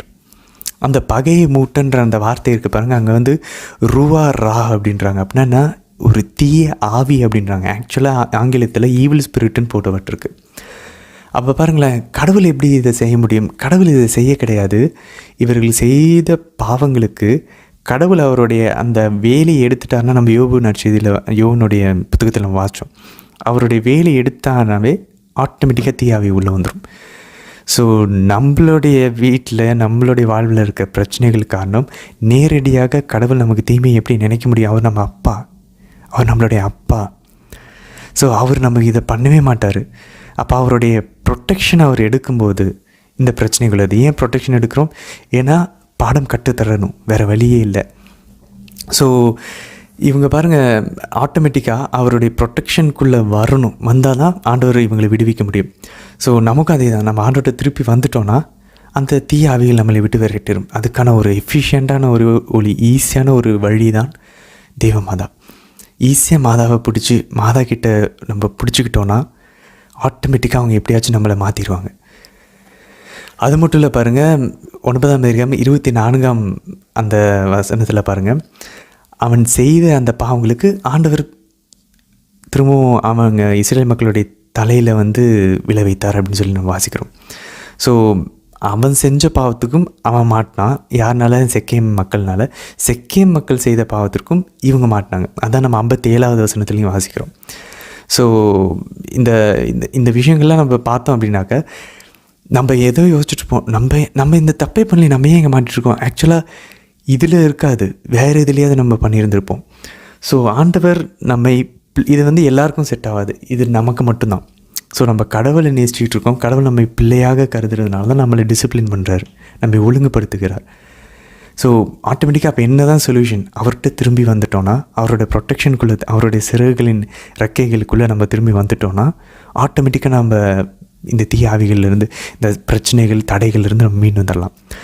அதுக்கு ஒரு கான்க்ரீட்டான ஸ்டெப்பு தான் பரிகாரம் பண்ணுவது. ஸோ நான் ஆட்டோமேட்டிக்காக ஜெபமாலை ஜெபிக்க ஆரம்பிப்பேன். தினமும் 3 அல்லது 4 ஜெபமாலைகள். நான் என்னுடைய பாவங்களுக்கு பரிகாரம் பண்ண ஆரம்பிக்க நம்மளுடைய அந்த பலன்களை பார்ப்போம். ஸோ என்ன தப்புன்னு கண்டுபிடிச்சி அதுக்கு பரிகாரம் பண்ண ஆரம்பித்து இனி அதை செய்யக்கூடாதுன்ற முடிவெடுத்து அதில் நம்ம போராடணும். திரும்ப விழுவோம், திரும்ப எந்திரிப்போம், இப்படி தான் போவோம். பட் ஒரு பாயிண்டில் திரும்ப விழவே மாட்டோம். ஸோ அந்த பரிகாரங்கள் சரியாக செஞ்சுக்கிட்டே இருந்தோன்னா பலப்பட்டுக்கிட்டே வருவோம். ஆண்டவர் பலப்படுத்திக்கிட்டே வருவார். உடைக்கப்பட்ட வேலையெல்லாம் திரும்ப கட்டிக்கிட்டே வருவார். அப்போ அவன் தாக்குதல் குறைஞ்சிக்கிட்டே இருக்கும். நம்ம உடலையும் நம்மளுடைய உலகத்தையும் இந்த சாத்தனையும் ஒரு நாள் மேற்கொள்ளுவோம். சரி, அதே போல் தான் 57வது வசனத்தில் பாருங்கள், அந்த யோத்தாமின் சாபம் வந்து அவங்க மேலே வந்துச்சு அப்படின்னு சொல்லி சொல்கிறாரு. நம்ம யோசிச்சு பார்ப்போமே, அவங்க பாவம் செஞ்சதுனால தான் யோத்தாமின் சாபம் வந்துச்சு. இப்போ இப்படி யோசிச்சு பார்ப்போமே, ஒருவேளை இவங்க பாவம் செய்யலை செக்கேம் மக்கள், அப்போ யோத்தாம் விட்ட சாபம் வந்து நடந்திருக்குமா? நடந்திருக்காது. யோத்தாம் யார்? அந்த கிதியோனுடைய இளைய மகன். அவன் ஒருத்த மட்டும் தான் கொல்லாமல் தப்பிக்கப்பட்டான். ஸோ அவன் வந்து அந்த மலையில் நின்று சாபத்தை விட்டுட்டு போயிட்டான். அது வந்து நடந்துச்சு அப்படின்னு சொல்லி நீங்கள் நம்ம வாசிக்கிறோம் 57வது வசனத்தில். ஸோ எந்த சாபமும் நம்ம தப்பு செய்யாமல் கடவுளுடைய சிறகுகளுக்குள்ளே இருந்தாலும் எதுவுமே பண்ணாது. இவங்க பாவம் செஞ்சாங்க, சாபம் உள்ளே வந்துச்சு. சரி, நீதித்தலைவர்கள் 10ஆம் அதிகாரத்தில் 6வது வசனம் பாருங்கள். அவங்க பிரச்சனைக்கு காரணம் நம்ம ஏற்கனவே திரும்பவும் பார்த்தது போல் கடவுள் அவங்கள கைவிடவில்லை. பைபிள் தெளிவாக சொல்லுது, ஆண்டவரை கைவிட்டனர். பாருங்களேன், தே அபேண்டன்ட் காட்னு போட்டிருக்கோம். யாவை இறைவனை அவர்கள் கைவிட்டாங்க. அவருக்கு ஊழியம் புரியவில்லை. நம்ம ஏற்கனவே பார்த்தோம் அவாதுன்ற வார்த்தை. ஊழியம்னா சேவையும் குறிக்கும், சேவையும் குறிக்கும், அதே நேரத்தில் அது வர்ஷிப்பையும் குறிக்கும். வழிபடவில்லை. ஆட்டோமேட்டிக்காக நம்மளும் கடவுளை விட்டு விலகி நம்மளுடைய ஜெப வாழ்க்கையை நிறுத்தணும்னா, நம்மளுடைய சிந்தனையில், செயல்களில், நம்ம எடுக்கிற முடிவுகளில் நம்ம தவறிக்கொண்டே இருப்போம். ஆனால் அதுக்கு மற்ற மதத்தை சார்ந்தவர்கள், கடவுள் நம்பிக்கை இல்லாதவன், பாவம் செய்கிறவன், ஜெபிக்காதவன், கோயிலுக்கு போகாதவன்லாம் நல்லா இருப்பான். நம்ம கண்ணு முன்னாடி தெரியும். அதை நம்ம குழப்பிக்கவே கூடாது அவங்களோட கம்பேர் பண்ணி. நம்ம உலகத்தில் இருக்கக்கூடிய அந்த செல்வத்தை வைத்தோ, அவங்க அதில் வெற்றி பெற்றுருக்கிறத வச்சோ நம்ம வந்து கணக்கிடவே கூடாது. ஏன்னா ஆண்டவரால் அதை கொடுக்க முடியும், அதை எடுக்க முடியும். அது டெம்ப்ரரி. ஆனால் ஆண்டவர் நம்மை பாவம் செய்யாதவாறு நமக்கு பாடங்கள் கற்றுக் கொடுத்து நம்ம ஒழுங்குபடுத்திகிட்டு இருக்காரு அப்படின்னா நம்மளை பிள்ளையை மதிச்சிருக்காருன்னு அர்த்தம், தேர்ந்தெடுக்கப்பட்டவர்கள்னு அர்த்தம் நம்ம. ஸோ அதனால் நம்ம செய்ய வேண்டியது அதை ஏற்றுக்கொண்டு அந்த டிசிப்ளினை ஏற்றுக்கிட்டு அதை புறக்கணிக்க வேணாம். நம்ம வாசித்தோம். ஸோ அவர் நமக்கு கஷ்டம் கொடுக்கும்போது அதை புறக்கணிக்க வேணாம். அதை ஒரு வாய்ப்பாக எடுத்துக்கிட்டு ஆண்டவர்கிட்ட திரும்புவதற்கு ஒரு வாய்ப்பாக அதை நம்ம மாற்றிக்கணும். ஸோ அவர் சொல்கிறார் பாருங்கள் 14ஆம் வசனத்தில், போங்க நீங்கள் போய் வழிபட்டீங்களே அங்கே போய் அழுவுங்க அப்படின்றார். கடவுள் இப்படி கூட பேசுவாராம் பாருங்களேன். மோசக்கிட்ட ஏற்கனவே ஒரு தடவை பேசினார் பாருங்கள், போதும் இதை பற்றி என்கிட்ட பேசாத. கடவுள் எப்படி பேசுகிறாரு பாருங்களேன். எந்த மதத்தில் கடவுள் இப்படி பேசுகிறாருன்னு நமக்கு கற்றுத்தராங்க சொல்லுங்கள். இங்கே மட்டும்தான் அவர் இப்படின்னு பேசுவார். நம்ம மனசில் உணரலாம், நம்மளோட வாழ்வில் சில நிகழ்வுகளை நம்மளால் உணர முடியும். அப்போ நம்ம வழிபட்ட அந்த உனக்கு அதிகாரம் வேணும்னு சொன்னால அப்போது அதிகாரத்தை கட்டிட்டு நீ அழுவு. உனக்கு இன்பம் வேணும்னு சொன்னால உடனே இன்பம் வச்சுக்கோ. அவர்களுடைய இச்சைகளுக்கு விளைவிட்டார். ரோமேர் 1:28. உனக்கு பணம் வேணும்னு சொன்னால அப்போது வச்சுக்கோ, அதனால தான் உனக்கு பிரச்சனை. அதை கடவுளை வழிபட்டல போய் அங்கேயே அழுவு. உனக்கு பெருமை வேணும்னு நினச்சா இந்தா வச்சுக்கோ பெருமையை. பாருங்களேன், அது நம்மளை காப்பாற்றாது. திரும்ப நம்ம அப்பா கிட்ட தான் வந்தாகணும். அப்போ பாருங்கள் அவங்க என்ன பண்ணுறாங்க பாருங்கள் 16ஆம் வசனத்தில், அவர்கள் தங்களிடையே இருந்த வேற்று தெய்வங்களை அகற்றி ஆண்டவருக்கு ஊழியம் புரிந்தனர். எனவே அவர் இஸ்ரேல் மக்களின் துன்பம் குறித்து வருத்தமுற்றார் அப்படின்னு சொல்லி நம்ம வாசிக்கிறோம். ஸோ அவங்ககிட்ட இருந்த வேற்று தெய்வங்களை ரிப்பெண்ட் ஆகுறாங்க, மனம் திரும்புகிறாங்க. இதை வந்து இந்த பிற இனத்தவர்கள் சுற்றி இருந்த அந்த நாடுகள்லாம் பண்ண மாட்டாங்க. ஸோ அவங்க கடுமையாக தலக்கணத்தோடு இருப்பாங்க. இந்த இஸ்ரேல் மக்கள் பாவம் செஞ்சாலும் அதுக்கப்புறம் கஷ்டம் வரும்போது டப்புன்னு திரும்பிடுறாங்க பாருங்கள். இதுதான் இவங்க பண்ண ஒரே நல்ல விஷயம். ஸோ அதே மாதிரி தான் நம்மளும் அந்த வேற்றினத்து தெய்வங்கள் நமக்குள்ளே இருக்குது பாருங்கள். பவர், ப்ளஷர், வெல்த், ஆனர், இன்பங்கள், அதிகாரங்கள், பணம், வீண் பெருமைகள், இது எல்லாத்தையும் தூக்கி போட்டுட்டு ஆண்டவர்கிட்ட திரும்பினோன்னா அவர் நம்மளோட துன்பத்தை பார்த்து அவர் வருந்தினார்னு இருக்கும். ஹீ கேன் நோ லாங்கர் பேர். அவரால் தாங்க முடியலையா இவங்களோட துன்பத்தை பார்த்து. அதுதான் அப்பாவுடைய உள்ளம். அவரை நம்ம எப்படி ஃபோர்ஸ் பண்ணுறோம் பாருங்களேன். அவரை நம்மளை வந்து தண்டிக்கிறதுக்கு வேறு வழி இல்லை. விழுந்து போன இயல்பு இருக்குது, ஜென்ம சுபாவம் நமக்குள்ளே இருக்குது. நற்கருணையினாலும் இறைவார்த்தையினாலும் ஜெபத்தினாலும் அதை நம்ம மேற்கொள்ளணும். உடலை வருத்துவதனாலும். திரும்பவும் பாருங்கள், அந்த இப்தாவின் மேல் ஆண்டவரின் ஆவி இறங்கியது பாருங்கள். இப்தா வந்து ஒரு நெறிக்கேட்டான வாழ்வை வாழ்ந்து கொண்டிருந்தார் கல்வர்களோடு சேர்ந்துக்கிட்டு. அவர் மேலேயும் ஆண்டவர் ஆவி இறங்குனுச்சு. ஏன்னா அவர் தைரியமானவராக இருந்தார். பாருங்களேன், நம்ம இன்றைக்கி நீதி தலைவர்கள் 11ஆம் அதிகாரம் 29 வாசிக்கிறோம். அவர் மோசமானவராக இருந்தாலும் அவர் மேலே ஆவி இறங்குனுச்சு, ஆண்டவரோட ஆவி. அதனால தான் நம்ம ரொம்ப கவனமாக இருக்கணும். ஆண்டவர் சொல்கிறார், நம்ம நற்செய்தியிலையும் வாசிக்கிறோம், புனித யோவானின் கடிதங்களையும் வாசிக்கிறோம், ஆவிகளை பகுத்தறியணும். நிறைய பேருக்கு கடவுளுடைய ஆவிகள் செயல்படும், வரங்கள் செயல்படும். அதுக்காக அவர்கள் நல்லவர்கள் என்றும் அவங்க சொல்கிறது எல்லாம் கரெக்டுன்னு நம்ம சொல்ல முடியாது. ஆவியானவர் யார்கிட்ட வேணாலும் இறங்கி யாரை வேணாலும் ஆண்டவர் பயன்படுத்தலாம். ஆண்டவர் அதனால தான் நற்செய்தியை சொல்கிறோம், ஆண்டவர் உங்கள் பேரில் நாங்கள் பேய்களை ஓட்டணும், நோய்களை குணமாக்கணும், எனக்கு உன்னை யாருன்னே தெரியாது, என் தந்தையின் விருப்பப்படி நடந்தியா, அவ்வளோதான். ஆண்டவர் சொல்கிறது ஒரே ஒரு வார்த்தை அதுதான். ஸோ அதனால் ஆவியானவர் இறங்குறான்றதுக்காக நம்ம நம்பிட முடியாது. அது எங்கேயா இருந்தாலும் சரி, நம்ம தேடி போயிடுது. சில சமயம் ஆவியானவர் இறங்கி அவர் சொல்கிற மெசேஜ் உண்மைன்னு ப்ரூவ் பண்ணுவார். பட் இன்னொரு சில இடங்களில் வேறு வழி இல்லாமல் இறங்கி ஆண்டவர் ஒரு சில பேரை தேர்ந்தெடுக்கிறார். அது ஏன்னு அவருக்கு தான் தெரியும். அவருடைய ஞானம், அவருடைய புரிதலில் ஆண்டவர் அதை செய்கிறார். ஸோ அதனால் நம்ம நம்பிடக்கூடாது. ஸோ நம்ம போக வேண்டியது சத்தியம், உண்மை, நீதி, அன்பு. நம்ம கத்தோலிக்க திருவையில் ஆண்டவர் சொல்லிக் கொடுக்குறத கரெக்டாக பிடிச்சி அதில் நம்ம போக முயற்சிக்கணும். 36வது வசனத்தை பாருங்கள். அப்பா, நீங்கள் ஆண்டவருக்கு வாக்கு கொடுத்து விட்டீர்கள் என்றால் உங்கள் வாக்கின்படியே எனக்கு செய்யுங்கள். ஸோ பாருங்களேன், இங்கே இந்த எப்தாவுடைய அந்த மகள் இவர் சொல்கிறாரு, யார் வெளியே வீட்டை விட்டு வராங்களோ அவங்கள நான் எரிச்சு கொண்டுருவேன். அப்போது அவங்க அந்த பொண்ணு சொல்கிறாங்க பாருங்கள், இப்தாவினுடைய பொண்ணு, அப்பா நீங்கள் ஆண்டவர் வாக்கு கொடுத்துட்டீங்க, உங்கள் வாக்கின்படியே எனக்கு செய்யுங்கள். ஏனெனில் ஆண்டவர் உங்களுக்கு எதிராக அம்மோனியர்களை அவர் உங்களுக்காக பழி வாங்கி விட்டார் அப்படின்னு சொல்லி சொல்கிறாரு. ஸோ இதை டிம் ஸ்டேபிள்ஸ் அப்படின்ற ஒரு இறையியல் வல்லுனர் அழகாக சொல்கிறார். இந்த உங்கள் வாக்கின்படி எனக்கு செய்யுங்கள் அப்படின்னு சொல்கிற இந்த வார்த்தை கூட அது அடுத்த வசனம் பாருங்கள், 37ஆம் வசனம், நீதி தலைவர்கள் 11ஆம் அதிகாரம் 37ஆம் வசனத்தில் அவங்க தொடர்ந்து சொல்கிறாங்க. இப்தாவின் மகள் பாருங்கள், நான் மலைகளில் சுற்றி திரிந்து எனது கன்னிமை குறித்து என் தோழிகளுடன் துக்கம் கொண்டாடுவேன். ஸோ இப்தா ஒரு கன்னியாக இருந்திருக்காங்க. அவங்க என்ன சொல்கிறாங்க, உங்கள் வாக்கின்படி எனக்கு செய்யுங்க அப்படின்னு சொல்லி. ஸோ இதே வார்த்தைகளை தான் மாதா ஒரு கன்னியாக இருந்தும் ஆண்டவரிடம் சொல்கிறாங்களாம். அதுவும் கப்ரியேல் வானதூதர் வாக்கின்படி எனக்கு ஆகட்டும் அப்படின்னு சொல்லி மாதா சொல்கிறாங்க. ஸோ இதெல்லாம் தெளிவாக என்ன நமக்கு குறித்து காட்டுது அப்படின்னாக்க, டிம் ஸ்டேபிள்ஸ் என்ன சொல்கிறாருன்னா, மாதா ஏற்கனவே கன்னியாக இருக்கணும் அப்படின்ற ஒரு வார்த்தைப்பாடை கொடுத்துருந்துருக்குறாங்க. அதனால தான் அவங்க இந்த வார்த்தைகளை பயன்படுத்துகிறாங்க அப்படின்னு சொல்லி டிம் ஸ்டேபிள்ஸ் கூறுகிறார். ஸோ அது மட்டும் இல்லை, இன்னொரு எக்ஸ்ப்ளனேஷன் என்ன இருக்குது, இந்த எரிக்கிறது சரியா, இவர் ஒரு இஸ்ரேல் இனத்தவராக இருந்தும் ஏன் இவர் இப்படி பண்ணுறாரு அப்படின்னு சொல்லி பார்த்தோன்னா, நம்ம ஏற்கனவே வாசிக்கிறோம் நீதி தலைவர்கள் 11ஆம் அதிகாரம் 31வது வசனத்தில் இந்த மக்கள் எல்லாருமே இவங்களை விபச்சாரத்தில் ஈடுபட்டிருக்கிறாங்க.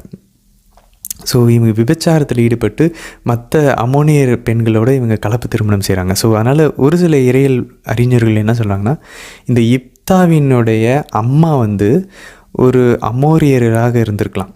ஏன்னா அமோரியர்கள் தான் இந்த மாதிரி மனுஷங்களை பலி கொடுப்பாங்களாம். ஸோ ஒருவேளை இவர் அந்த அமோரியர் அம்மாவாக இருந்து அதனால இவர் இஸ்ரேலோட விஷயத்தையும் கற்றுக்கிறாரு, அதே சமயத்தில் அமோரியருடைய இந்த வழிபாடு முறையும் எடுத்து இவர் கலந்து யாவே இறைவனுக்கு நான் உங்களுக்கு யார் வராங்களோ அந்த மனுஷனை பலியாக கொடுக்குறேன் அப்படின்னு சொல்லி அவர் சொல்லியிருக்கலாம். ஸோ ஏன்னா நம்ம அப்படி தான் வாய்ப்பு இருக்குது அப்படின்னு சொல்லி சொல்கிறாங்க. ஏன்னா இவர் ஒரு விபச்சாரத்திலிருந்து பிறந்தவர் இந்த இப்தா. ஸோ அவர் ஒரு வேளை இந்த மாதிரி கலப்பு திருமணம் செஞ்சுருக்கலாம், இப்தாவினுடைய அப்பா அப்படின்னு சொல்லி கூறப்படுகிறது. பட் ஆனால் இது கொஞ்சம் பிரச்சனையாக இருக்குது. இப்போ இந்த அகஸ்தினார் என்ன சொல்கிறாரு அப்படின்னாக்கா, இந்த ஷாக்கிங்கான இந்த இப்தாவினுடைய மகளை பலியிடுறது நம்ம மொத்த பைபிளையும் ஒன்றா எடுத்து நம்ம பார்க்கணும். அதை நம்மளுடைய சொந்த ஒரு விளக்க உரை கொடுக்கக்கூடாது. ஆவியானவர் அதிலேருந்து என்ன நம்ம வெளிப்படுத்துகிறான்றதை பார்க்கணும். ஸோ என்ன சொல்கிறாரு அப்படின்னாக்க, ஏன்னா நமக்கு நன்றாக தெரியும் ஆண்டவர் மனுஷங்களை பலியிட சொல்லி கேட்பதில்லை. ஆபிரகாம்கிட்ட கேட்டார், அது அவரை சோதிப்பதற்காக. பட் மனுஷங்களெல்லாம் பலியிடுவது மோசேவின் சட்டப்படியும் இது மிகப்பெரிய ஒரு தவறு. அப்போ என்ன இங்கே நடக்குது அப்படின்னு சொல்லி பார்த்தோன்னா, நமக்கு தெளிவாக தெரியும். விடுதலை பயணம் 13ஆம் அதிகாரம் 1ஆம் வசனம், அதுக்கப்புறம் 11லேருந்து 16 நம்ம வாசிச்சோன்னா, கர்ப்பப்பையை திறக்கக்கூடிய முதல் குழந்தை கடவுளுக்குரியது. ஸோ ஆண் குழந்தையை மட்டும் இவங்க மீட்டு கொள்ளலாம் வேறு ஏதாவது ஒரு காணிக்கையை செலுத்தி. அதுதான் நம்ம ஆண்டவர் இயேசுவை வந்து மாதா வந்து அந்த 2 புறாக்கள் குஞ்சுகளை கொடுத்து ஆண்டவர் இயேசுவை மீட்டுக்கொள்கிறார்கள் கோயிலில் காணிக்கையாக கொடுத்து. ஸோ ஆண் குழந்தைகளை மீட்டுக்கொள்ளலாம். அப்போ பெண்களுக்கு என்ன ஆகும்? 1 சாமுவேல் 2ஆம் அதிகாரம் 22ஆம் வசனத்தில் வாசிக்கிறோம், பெண்கள் வந்து திருவுறைவிடத்தினுடைய அந்த கேட்டில் அங்கே வந்து அவங்க வேலை செஞ்சிட்ருப்பாங்களாம். ஸோ அவங்களுக்கு ஆண்டவருடைய திருவுறைவிடத்தில் பணிபுரிவாங்க. ஸோ முதல்ல பிறந்த பெண்ணாக இருந்தால் அவங்க திருவுறைவிடத்தில் அவங்க பணி செய்யணும். ஸோ இது வந்து இந்த கன்னி பெண்களாக அவங்க இருப்பாங்க, கடவுளுக்கு அர்ப்பணிக்கப்பட்ட பெண்களாக இருப்பாங்க. ஸோ இதை வந்து இறையியல் அறிஞர்கள் சொல்கிறாங்க. அதனால தான் பாருங்கள், நீதித்தலைவர்கள் 11ஆம் அதிகாரம் 37-40 வசனங்களை வாசிச்சோன்னா அந்த இப்தாவினுடைய பொண்ணு என்ன சொல்கிறாங்க, நான் போயிட்டு என்னுடைய கன்னிமையை குறித்து என் தோழிகளோடு வருது. அவங்க என்னுடைய வாழ்க்கையை குறிச்சுன்னு இல்லை, அவங்க கன்னிமையை குறித்து அவங்க தோழிகளோடு அவங்க வந்து வருத்தம் கொண்டாடிட்டு வரேன் அப்படின்னு சொன்னாங்க. ஏன்னா அவங்க வந்ததுக்கப்புறம் அவங்க கன்னியாகவே திருவுறைவிடத்திற்கு போகணும். ஏன்னா இப்தாவினுடைய ஒரே மகள் அவங்க தான் அப்போ தலைமகளும் கூட. அவங்க மோசேவின் சட்டப்படி கடவுளுக்கு அர்ப்பணிக்கப்பட்டவர்கள். ஸோ அந்த வார்த்தையை மாதா இங்கே பயன்படுத்துகிறாங்களாம். இதோ உம்முடைய வார்த்தைப்படி எனக்கு ஆகட்டும் அப்படின்னு சொல்லி மாதா அந்த கன்னிமையை குறிக்கக்கூடிய ஒரு அழகான ஒரு விஷயத்தை வந்து மாதா சொல்கிறாங்களாம். சரி, இது ஒரு பக்கம் இருக்க. இன்றைக்கி நம்ம ரூத்துக்குள்ளே போவோம். ரூத் 4ஆம் அதிகாரம் 11ஆவது வசனத்தில் பாருங்கள், ரூத் வந்து ஒரு பிற இனத்தவராக இருந்தாலும் ஆனால் ரூத் மேலே இஸ்ரேலினுடைய மக்கள் எல்லாம் சேர்ந்து மிகப்பெரிய ஒரு ஆசீர்வாதத்தை கொடுக்குறாங்க. அவங்கள வந்து இஸ்ரேலுடைய முக்கியமான அந்த அம்மாக்கள் யார்? யாக்கோபினுடைய 2 மனைவிகள் ராகேலும் லேயாலும். அவங்க 2 பேருக்கு ரூத்தை வந்து ஒப்பிடுறாங்க. அவங்க ஒரு பிற இனத்தவர், மோவாபிய பெண். இஸ்ரேலுக்கு அவங்க என்ன சொல்கிறாங்க பாருங்கள், 11ஆம் வசனத்தில், இஸ்ரேலின் குடும்பம் பெருக செய்த ராகேல் லேயால் இவர்களைப் போல உமது இல்லம் புகுந்திடும் இந்த பெண்ணும் இருக்கும் வண்ணம் ஆண்டவர் அருள்க. பாருங்களேன், ரூத் வந்து பழுகி பெருக சொல்கிறாங்க. எப்படி அந்த தொடக்க நூலில் ஒரு பெண்ணை வந்து ஆண்டவர் பழுகி பெருக சொன்னாரோ அதே போல் இங்கேயும் அதே ஆசீர்வாதம் கொடுக்கப்படுது திரும்பவும். ஸோ ரூத் பாருங்கள் ஒரு புதிய ஏவாளாக மாறுகிறார்கள். அங்கே போஸ் ஒரு புதிய ஆதமாக இருக்கிறார்கள். இவங்க எல்லாம் யாருக்கு முன்னாடியாலும் தேவ மாதாவுக்கு. ஸோ இதே போல் மாதாவும் புதிய இஸ்ரேலாகிய நம்மை புதிய படைப்பாக கிறிஸ்துவுக்குள் உருவாக்க பழுகி பெறுவதற்கு மாதாவும் அங்கே வந்து பயன்பட போகிறார்கள். அப்போது உமது இல்லம் புகுந்திருக்கும் இந்த பெண் அப்படின்னு சொல்கிறாங்க. மூவர் இறைவனுடைய இல்லத்துக்குள்ளே அவரோட அன்புக்குள்ளே புகுந்திருக்கக்கூடிய இந்த பெண் பழுகி பெருக செய்வாங்க. எதை? ஆண்டவருடைய இல்லத்தில் பிள்ளைகளை. அந்த பிள்ளைங்க தான் நம்ம எல்லாருமே. எப்படி ஒரு அழகான ஒரு கனெக்ஷன்ஸ் பாருங்களேன். அப்போது அல்டிமேட்டாக ஆண்டவருடைய அந்த குடும்பத்தில் அவர் அப்பாவாக இருப்பார், மாதா அம்மாவாக இருப்பாங்க, நம்ம எல்லாம் பிள்ளைகளாக இருப்போம்.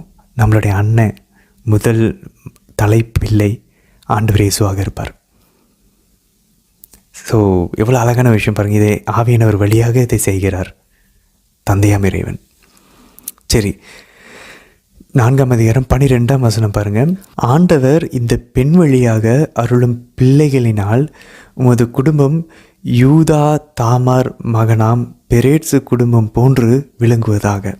ஏன்னா இவங்க எல்லாருமே பாருங்கள், இந்த போவாஸோடைய இந்த குடும்பம், இப்போ இவங்க இந்த இனம் ஃபுல்லாக யூதாவினுடைய குடும்பம், யாக்கோபனுடைய 12 புதல்வர்களில் யூதாவின் குலம். ஸோ யூதாவோட அவர் தவறாக அந்த மருமகளோடு அவருடைய உறவுலேருந்து பெற்ற 2 அந்த ட்வின்ஸ் இருப்பாங்க, ரெட்டை பிள்ளைகள். ஒருத்தரோட பேர் சேராகு. இதை நம்ம தொடக்க நூல் 38ஆம் அதிகாரம் 27-30 வசனங்கள் வாசிச்சோன்னா தெரியும். அங்கே சேராகு தான் ஃபஸ்ட்டு கையை நீட்டுவார். அவர் கையில் தான் கருஞ்சிவப்பு துணியை வந்து அந்த அந்த நர்ஸ் வந்து கட்டி விடுவாங்க. திரும்ப கையை உள்ளிழுத்துக்கிட்டோன்னே வெளியே வந்தது வந்து சேராகு இல்லை, பெரேட்ஸு. ஸோ அந்த கர்ப்பப்பையை பிரிச்சுக்கிட்டு கிழித்து கொண்டு, அதனால தான் அவரோட பேர் வந்து கிழித்து கொண்டு பெரேட்ஸ் அப்படின்னு சொல்லி, கிழித்து கொண்டு வெளியே வந்தவர் வந்து இந்த பெரேட்ஸு. அப்போ சேராகு கையை ஃபஸ்ட் நீட்டினாலும் அவர் தான் 2ஆவதாக பிறக்கிறாரு. ஸோ இதுதான் வந்து இந்த மாதிரி உங்களுடைய பெரேட்ஸு குடும்பம் போல் உங்களுக்கு வந்து பழகி பிறக்கும் அப்படின்னு சொல்லுவாங்க. இந்த பெரேட்ஸுடைய வழிமரப்பில் தான் வந்து கடைசியாக இந்த போவாஸ் வராரு. போவாஸுக்கும் ரூத்துக்கும் பிறக்கிறவங்க தான் ஒபேது. நம்ம பின்னாடி வாசித்தோம். ஒபேது தான் ஜெஸ்ஸினுடைய அப்பா. அப்போ ஜெஸ்ஸி தான் தாவீதினுடைய அப்பா. எப்படி பாருங்களேன், எவ்வளோ அழகான ஒரு ஒரு நெருக்கமான ஒரு உறவு இருக்குது. ஸோ இந்த வழிமரபு தான் யூதா தாமாருக்கு பிறந்த. அதனால தான் தாமார் வருவாங்க ஆண்டவருடைய மூதாதையர்கள் பட்டியலில். தாமாருக்கு பிறந்த பெரேட்ஸ் வழிமரபில் வந்த, அதுக்கப்புறம் கடைசியாக ராகாபு யார்? பிறையினத்தவர், நமக்கு தெரியும், அந்த விலைமகளிர். அதுக்கப்புறம் ராகாபுக்கு அப்புறம் இப்போ ரூத் வராங்க. இதுக்கப்புறம் பின்னாடி தாவீது தவறு செய்த பெத்ஷிபா வருவாங்க. 4 பெண்கள், மாதா இல்லாமல் ஆண்டவருடைய வழிமரபு பட்டியலில் வரக்கூடிய இந்த 4 பெண்கள். சரி, இப்போது இந்த இடத்துல பாருங்கள், அவங்கள என்ன சொல்கிறாங்க பாருங்கள். இஸ்ரேலினுடைய தாய்கள் யார்? ராகேல், லேயாவுக்கு கம்பேர் பண்ணி ரூத்தை சொல்கிறாங்க. அதே போல் அவங்கள பெண்ணுன்னு தான் கூப்பிட்றாங்க. ஸோ இது நமக்கு திரும்பவும் அழகாக சித்தரித்து காட்டுகிறது, கடைசியாக புதிய இஸ்ரேலுடைய அம்மாவாக மாதா மாறப்போகிறார்கள் அப்படின்னு சொல்லி. ஸோ இது ஒரு பக்கம் இருக்க. இந்த ரூத்தினுடைய புத்தகம் பாருங்கள், துவங்கினது ஒரு மிகப்பெரிய வறுமையில் துவங்கி அது பெத்லேஹேம்லேருந்து மோவாபு நாட்டில் போய் முடியும். ரூத்துடைய புத்தகம் முடிஞ்சது மோவாபிலேருந்து பெத்லேஹேமில் நல்ல செழுமையில் முடிகிறத நம்ம இங்கே பார்க்க போகிறோம். ஸோ இது ஒரு பக்கம் இருக்க. இன்னொரு முக்கியமான விஷயம், இந்த ரூத் புத்தகம் தான் எங்கே யாக்கோபனுடைய 12 புதல்வர்களிலிருந்து எந்த வழிமரபு வழியாக தெளிவாக தாவீது அரசர் பிறக்க போகிறாரு அப்படின்றத நமக்கு காட்டப்போகிறது.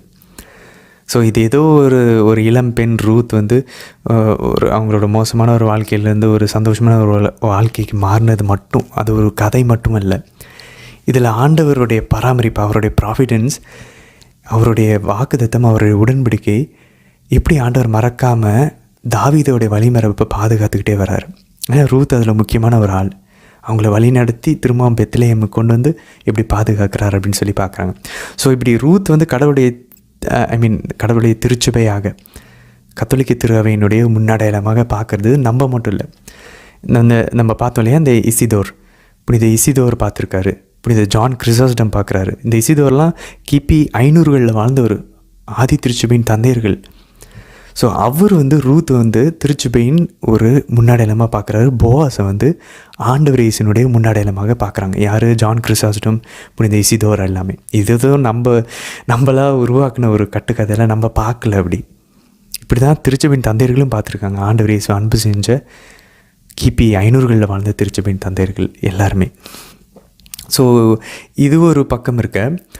நம்ம இன்னொரு முக்கியமான ஒரு பாடத்தையும் இன்று கற்றுக்கொள்ளும். அதாவது புதிய ஏற்பாட்டில் தான் பிறையினத்தவர்களை ஆண்டவர் சேர்க்கிறாருன்னு இல்லை, பழைய ஏற்பாட்டிலேயே பிறையினத்தவர்களில் தந்தை இறைவன் சேர்த்து கொண்டு தான் இருந்தார். அதுக்கான ஒரு எக்ஸாம்பிள் தான் ராகாபு, அந்த வெளிமகளிர். அதே போல் தான் அது ஏதோ ஒரு இனத்தில் சேர்க்கறது மட்டும் இல்லை, அந்த இனத்தினுடைய அரசர்களினுடைய மூதாதையர்களாக, தாயாக மெஸ்ஸியா எங்கேருந்து வருவாரோ அந்த வழிமரபினுடைய தாயாகவும் ரூத்தை மாற்றுறார். ஸோ ஆண்டவர் பிறையினத்தவர்களை நம்மளெல்லாம் ஆண்டவர் அந்த இஸ்ரேலின் ஆசீர்வாதத்தில் சேர்க்கணும் அப்படின்றத நம்ம ஆண்டவர் விரும்புகிறார் அப்படின்றதையும் இங்கே நம்ம கற்றுக்கொள்ளலாம். அது மட்டும் இல்லாமல் இந்த புனித இசிதோர் எப்படி ஆண்டவரை போவாஸுக்கு ஒப்பிடுறார் அப்படின்னாக்கா, போவாஸு தாவீதின் வழிமரபில் வரவர், ஆண்டவர் இயேசுவும் தாவீதின் வழிமரபில் வரவர். போவாஸனுடைய பேரின் அர்த்தம் ஆண்டவரில், அவரில்தான் பெலன் உண்டு. புனித பவுல் சொல்கிறாரு 1 தீமோத்தி 1ஆம் அதிகாரம் 12ஆம் வசனம், எபேசியர் 6:10, 2 தீமோத்தி 4:17 ஆண்டவர் இயேசுவில் தான் நம்மளுடைய பெலன் இருக்குது அப்படின்னு சொல்கிறாரு. அதே போல் இன்னொரு முக்கியமானது பாருங்கள், நோமி ரூத்தியும் மீட்டவர் போவாஸு. இங்கே ஆண்டவர் இயேசு திருச்சுபையை மீட்பராக இருக்கிறார். அதே மாதிரி ரூத்தை அவருடைய இறகுகளின் கீழே போவாஸை அழைத்து கொண்டார். ஆண்டவர் இயேசு சொல்கிறார் மத்திய 23ஆம் அதிகாரம் 37ஆம் வசனத்தில், மக்களை அவரோட சிறகுகளின் கீழே அவர் அணைக்க ட்ரை பண்ணார் அப்படின்னு சொல்லி. ஸோ திருச்சுபையை ஆண்டவர் இயேசு அவருடைய சிறகுகளின் கீழே அவரை இப்போ தஞ்சமுக கூப்பிடுறாரு. ஸோ இதையும் அவர் பார்க்குறாரு, அந்த விங்ஸ், அந்த சிறகுகள், இறக்கைகள். அது மட்டும் இல்லை, ஆண்டவர் எப்படி திருச்சபைக்கு நற்கரணை விட்டு சென்றாரோ, எப்படி 5000 பேர்த்துக்கு அப்பத்தை முன்னாடியெல்லாமா கொடுத்தாரோ, அதே போல் இங்கே போவாஸ் நம்ம ஏற்கனவே பார்த்ததே போல் போவாஸ் ரூத்துக்கு தன்னுடைய மனவாட்டிக்கு அப்பத்தை கொடுக்குறார். அவங்க உண்டும் வயிறார உண்டும் மீதி எஞ்சிருந்தது. ஸோ இந்த ஒப்பீடுகள்னால போவாஸ் தான் ஆண்டவர் இயேசுவின் முன்னடையாளமாகும், ரூத்து திருச்சபையினுடைய முன்னடையாளமாகும். அது எப்போல்லாம் திருச்சபை வருதோ அங்கே மாதாவும் வருவாங்க. ஸோ மாதாவின் முன்னடையாளமாகவும் நம்ம பார்க்குறோம். ஸோ அழகாக எப்படி போவாஸ் குடும்பத்துக்குள்ளே ரூத்து வந்து அவர்களுடைய குழந்தைகள் எல்லாம் பெற்றெடுத்தாங்களோ, அதே போல் மூவர் இறைவனுடைய குடும்பத்துக்குள்ளே தெய்வ மாதா வந்து நம்ம எல்லாம் பெற்றெடுத்து கொண்டிருக்கிறாங்க. ஸோ இந்த வழியாக நம்மளுடைய கண்ணோட்டம் எல்லாமே இப்போ பெத்லஹேமில் திரும்புது. நம்ம இன்றைக்கி நீதித்தலைவர் முடிக்கும்போது ரொம்ப மோசமான ஒரு சூழலில் பெத்லஹேமில் இப்படியும் ஒரு சில நல்லவர்கள் வாழ்ந்திருக்காங்க. ஸோ அந்த ஒரு பாசிட்டிவ் நோட்டோட மோசமான நீதித்தலைவர்கள் காலத்தில் கூட ஒரு சில நல்லவர்கள் வாழ்ந்திருக்காங்க. உதாரணத்துக்கு போவாஸ் குடும்பம். ஸோ இவர்கள் வந்து இருக்கக்கூடிய இந்த ஒரு நல்ல குடும்பத்தில் அதே பெத்லஹேமில் எங்கே தாவீது பிறப்பார், எங்கே ஆண்டவர் பிறப்பாரோ அந்த இடத்துல இந்த குடும்பம் வந்து செட்டில் ஆகிருக்கு. அதோட இந்த ரூத்தினுடைய புத்தகம் முடிஞ்சு சாமுவேல் வந்து தொடங்கும். நம்ம அதை தொடங்குறதுக்கு இன்னும் ஒரு கொஞ்சம் நாட்கள் இருக்கும். அதுக்கப்புறம் தான் சாமுவேல் தொடங்குவோம். அதுக்கு முன்னே நம்ம நீதி தலைவர்கள் முடிச்சிட்டா கரெக்டாக இருக்கும். பெத்லஹேமில் நிறுத்தியிருக்கோம், அங்கேருந்து நம்ம சாமுவேல் புத்தகம் தொடங்குறதுக்கு நம்ம கரெக்டாக இருக்கும். தொடர்ந்து பயணிப்போம். நாளைய தினத்திற்கான வீடியோ நம்ம சந்திக்கலாம். ஆமேன்.